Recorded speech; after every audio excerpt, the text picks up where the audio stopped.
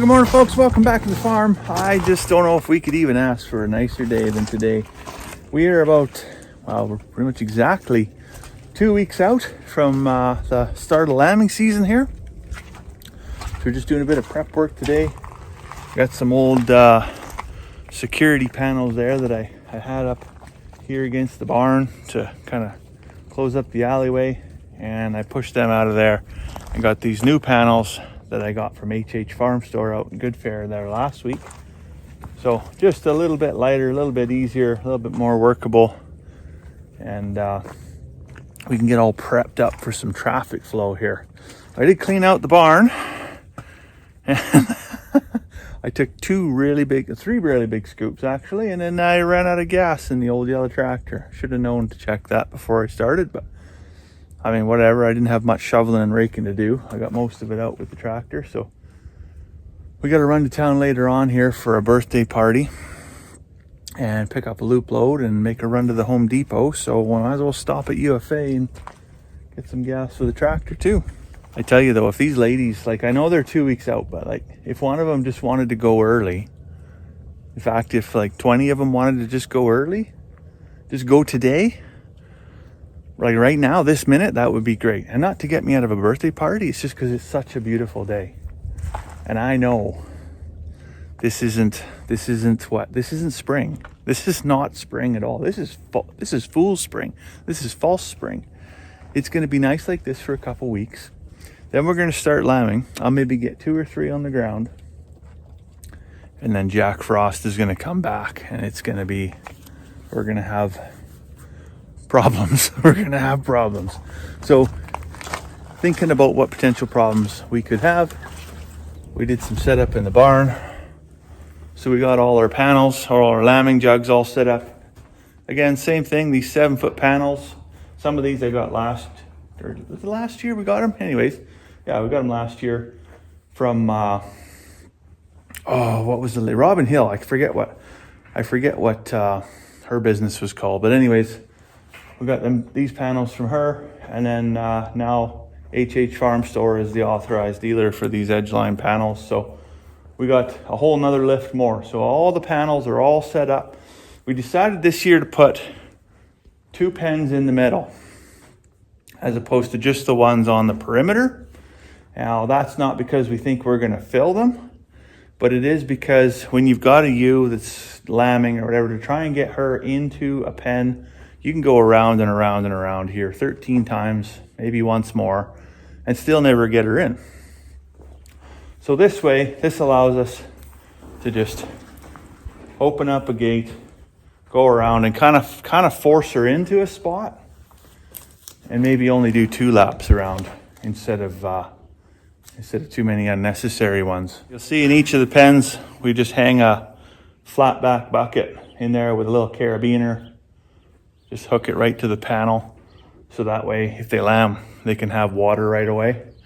Again, that's great if the weather stays nice and it's not 20 below in the barn here. When it gets to 20 below, then I got to bring in some heated waterers, which is usually a bit of a pain in the butt. I don't have power in here. I got light in here. How do we got light in here? It's because I got an extension cord that runs off of there, and it runs all the way down to the heated stock water at the south end of the big lambing pen there, which is, as you can imagine, there's not, by the time you add anything with any amount of draw on it, there's not much left. So it doesn't work very efficiently. But for the lights, the LED lights, they light it up just perfect in here.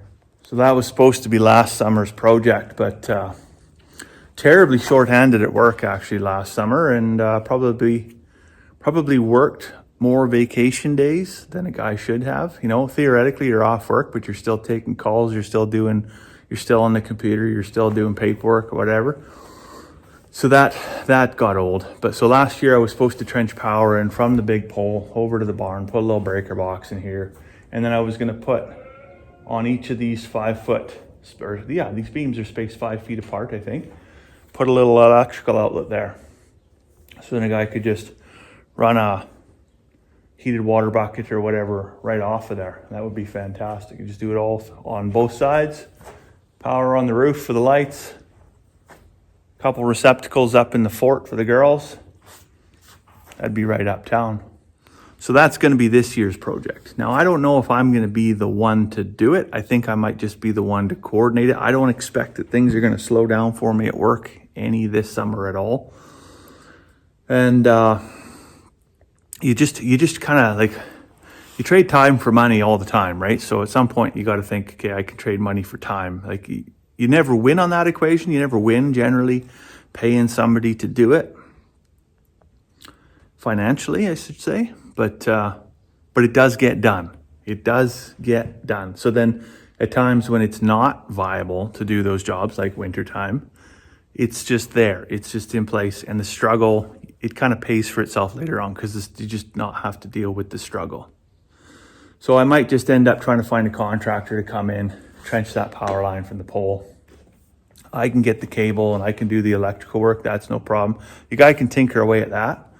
But that renting a hoe, coming in, digging a line, that's probably a full day of digging, and then run the cable and then backfill, which, yeah, that's sometimes hours of the day that a guy doesn't have, right? Anyways, building these little pens in here, I was kind of thinking like, because I don't have any posts, right? I don't have any end posts to clip anything in.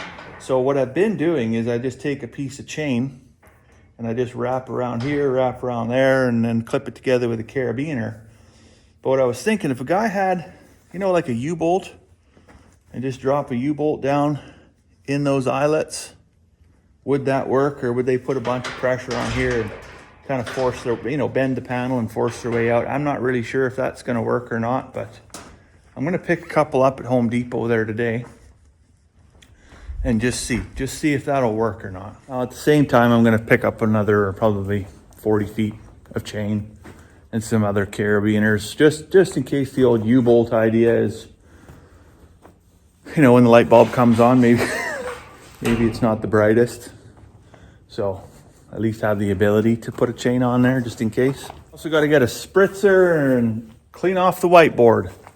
I've got a couple big whiteboards actually from work that they were getting rid of. So there's a great big giant one there that's 8 feet wide, 4 feet tall. This one is, I think 24 by 36. So that one's for the kids. They can go up there, have art and crafts time, and it's fantastic. They can draw whatever they want.